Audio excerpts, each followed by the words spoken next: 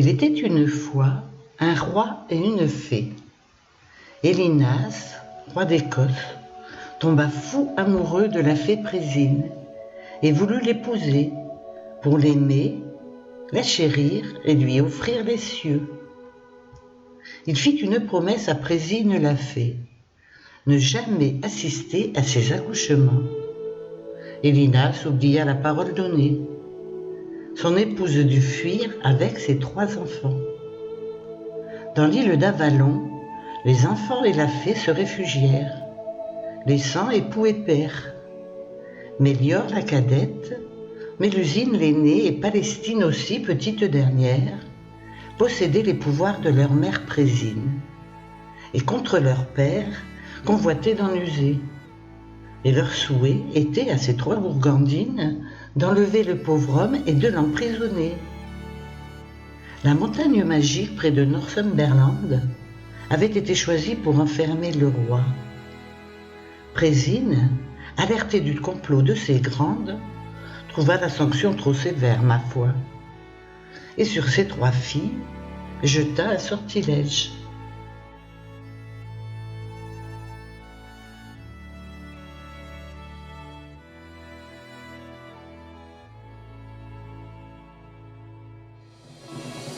Elle appela l'aînée et en ces termes dit : « Mélusine, ma fille, écoute bien ces mots. Les prochains samedis, tu muteras ainsi, corps de serpent en bas et corps de femme en haut. Si tu trouves un homme qui veuille t'épouser, que douce soit ta vie.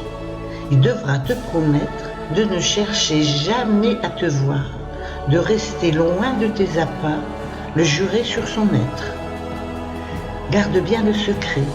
S'il était deviné, tu serais condamné au tourment éternel et ne serais libre qu'au jugement dernier. Le sort en est jeté. Sois prudente, ma belle. »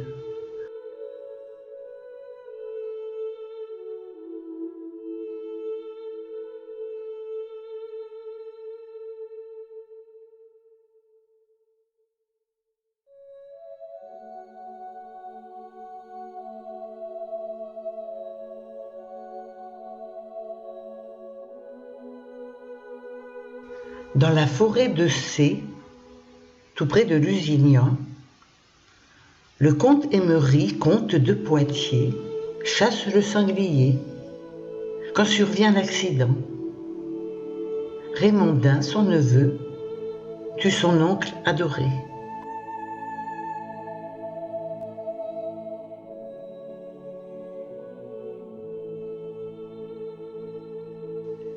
Il croise Mélusine au retour de la chasse.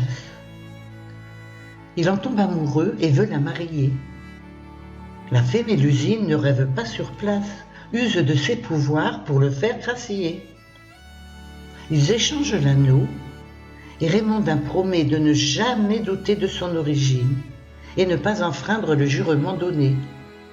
Elle ne subirait pas la sentence divine. Elle lui offre fortune et longue descendance. C'est dans les premiers mois de leurs épousailles qu'armée de ses pouvoirs, elle accroît sa puissance, celle de sa famille, ascendant et marmaille.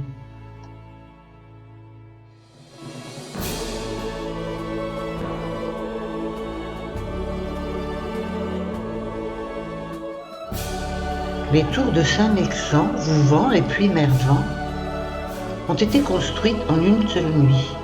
Saint-Paul en Gâtine, église au cœur des champs, naît en un temps record. Mélusine est ravie. Même des forteresses telles Tifo-Gétalmont, tout comme Parthenay surgit en un éclair, dégagent le respect et l'admiration. Pourtant, Mélusine garde tout son mystère. La ville de Niort, celle de La Rochelle, ont leur tour de la garde sous la lune bâtie. Lusignan est son œuvre, la ville est très belle, le Poitou rayonne, danse et chante la vie.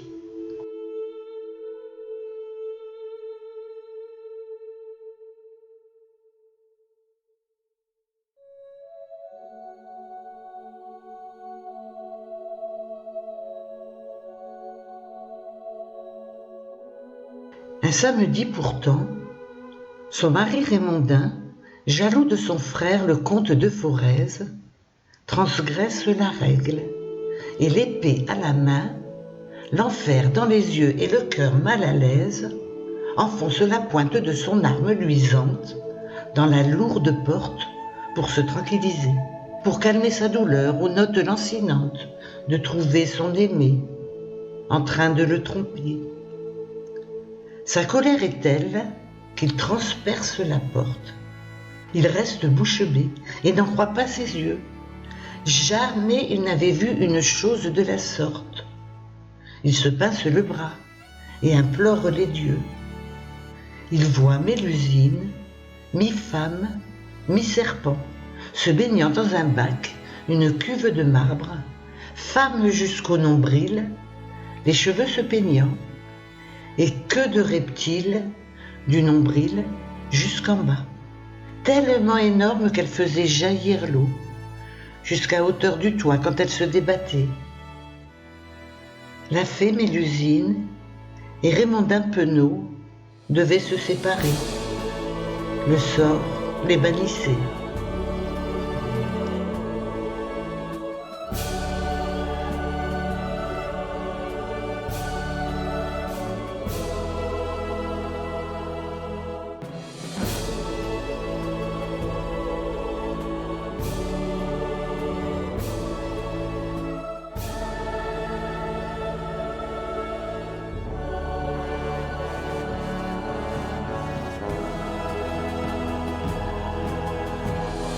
Soudain, résonne un cri de condamné.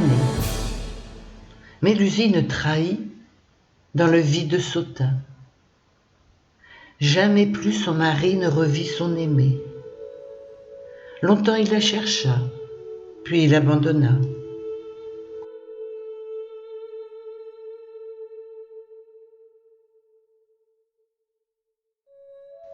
Elle revient toutefois, nous conte la légende, quand un nouveau maître, dans une forteresse par elle échafaudée, entre dans son homeland.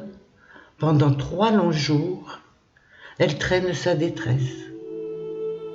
Elle apparaît aussi avant que ne trépasse l'un de ses descendants, raconte la légende, le prépare au voyage vers les cieux de glace. Puis elle s'en retourne dans son pays de Lande.